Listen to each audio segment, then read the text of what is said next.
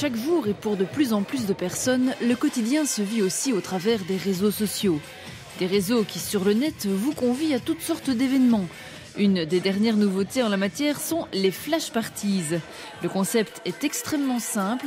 La soirée est annoncée 10 jours à l'avance seulement. Vient qui veut.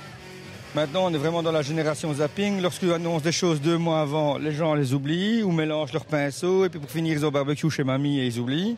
Donc, résultat des courses, on annonce les soirées une bonne dizaine de jours. Et donc, ça permet aussi de proposer des choses différentes, d'éviter la lassitude, parce qu'il n'y aura pas de périodicité, ce ne sera pas les mêmes lieux, ce ne sera pas les mêmes artistes, ce sera assez varié. C'est aussi des soirées qui sortent du lot, c'est des soirées inhabituelles, c'est pas comme les soirées au marché aux herbes, quoi.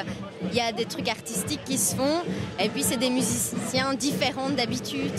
Au cours de la soirée, on annonce des DJ, un thème, un lieu, un moment, peu importe le contenu, tant qu'on est dans l'immédiateté. Pour y participer, il suffit d'être réactif. Oui, en fait, c'était par Facebook et puis aussi par les amis, etc. quoi. C'est par le bouche à oreille aussi. Ouais, c'est plutôt sympa. Et puis, on va tous les jours sur Facebook, donc c'est plus facile. Au départ, on était 3 DJ. Il y a Dirty Skies, Jay Mayhem et moi-même, Boots. Mais il y a déjà 2 DJ en plus qui sont ramenés. Ouais, les gars, on peut mettre des disques. Bah ouais, welcome. Et parmi les DJs de dernière minute ce samedi soir au Bateau Ivre à Mons, on trouve ainsi Cédric. Je vais mixer un peu de tout, du breakcore, de l'électro, de la new wave, du punk, du métal. J'ai ramené pas mal de disques que je ramène de mes voyages, des groupes électroniques du Liban, de Chine, de Malaisie, de Corée, etc. quoi.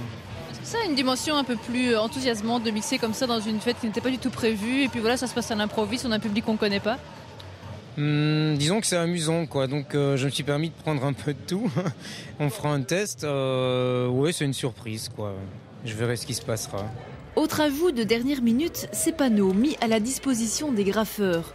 Ceux qui rejoignent la flash party passent forcément devant. Tout type de personnes a des avis différents, c'est ça qui est vraiment chouette. C'est super interactif parce que voilà, soit les gens se reconnaissent ou pas.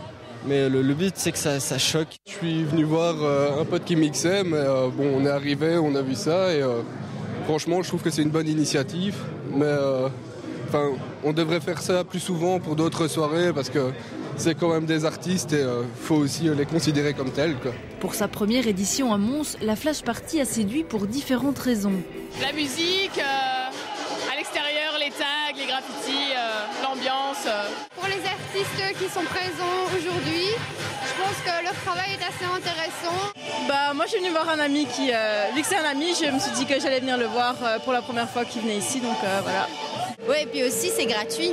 Et en tant qu'étudiant, des soirées gratuites, ça manque aussi cruellement, parce qu'on ne roule pas sur l'or forcément, et puis il faut payer les boissons, et quand on doit payer 5 € d'entrée, tout de suite ça refoule, quoi. Et les organisateurs de cette flash party pensent déjà à la 2e édition.